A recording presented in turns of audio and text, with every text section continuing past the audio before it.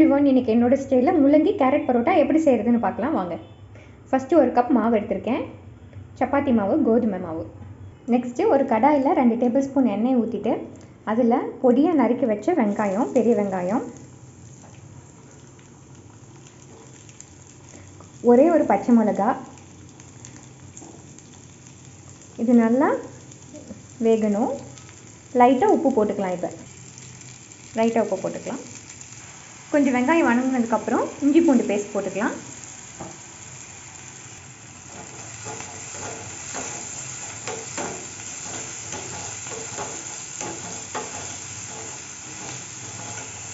இப்போ அப்படியே நல்லா மணம் வரும்.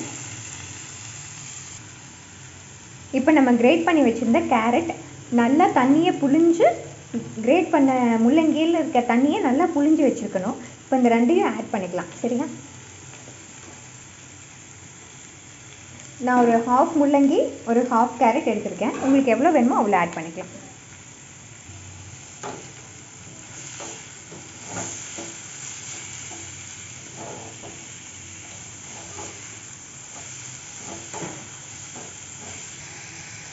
இது கொஞ்சம் காயில் நல்லா வணங்கிருச்சு. இப்போ இதில் ஒரு ஸ்பூன் கறி மசாலா தூள் போட்டுக்கலாம். நீங்கள் ஒரு ஸ்பூன் போட்டால் போதும், வேணும்னா கொஞ்சம் அதிகமாக போட்டுக்கலாம். ஆனால் ஒரு ஸ்பூன் போதும். அவ்வளோதான். ஸ்டவ் ஆஃப் பண்ணிடலாம். நல்லா மிக்ஸ் பண்ணி விட்டுட்டு, நல்லா மிக்ஸ் பண்ணதுக்கப்புறம் இப்படி இருக்கும். இப்போ ஸ்டவ் ஆஃப் பண்ணிடுங்க. கொஞ்சம் ஆறுனதுக்கப்புறம் இதை நம்ம சப்பாத்தி மாவு கூட மிக்ஸ் பண்ண போகிறோம். சப்பாத்தி மாவில் லைட்டாக உப்பு போட்டுட்டு அதுக்கப்புறம் நம்ம வச்சுருந்த இந்த காய் போட்டு இப்போ மிக்ஸ் பண்ண ஆரம்பிச்சிக்கலாம். வேணும்னா தண்ணி ஊற்றி மிக்ஸ் பண்ணிக்கலாம். லைட்டாக தண்ணி ஊற்றி மிக்ஸ் பண்ணிட்டிங்கன்னா உங்களுக்கு இது மாதிரி இருக்கும். இப்போ இப்படி ரோல் பண்ணிக்கலாம் சப்பாத்தி மாதிரி. இது அப்படியே ஒரு ஹாட்டான தவாவில் எடுத்து போட்டுக்கலாம். தவாவில் கொஞ்சம் ஆயில் தடவி டபுள் சைடும் திருப்பி போட்டுக்கணும். நமக்கு இப்போ செம டேஸ்டான யம்மியான சப்பாத்தி ரெடி ஆயிடுச்சு.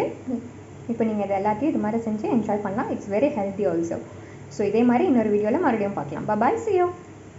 ஆக்சுவலி வி ஆடட் என்ன ஆட் பண்ணோன்னா, சைட் டிப்க்கு கொரியாண்டர், கொஞ்சம் புதினா, ரெண்டையும் நல்லா மிக்சியில் அரைச்சிட்டு கர்டோட மிக்ஸ் பண்ணி ஒரு ஹாஃப் லெமன் புழிஞ்சிட்டு கூட பொடியாக நறுக்கி வச்சு பெரிய வெங்காயம் அது மட்டும் ஆட் பண்ணி லைட்டாக சால்ட் ஆட் பண்ணி இதை டிப் பண்ணி சாப்பிட்டு பாருங்கள். ரொம்ப ரொம்ப சூப்பராக இருக்கும்.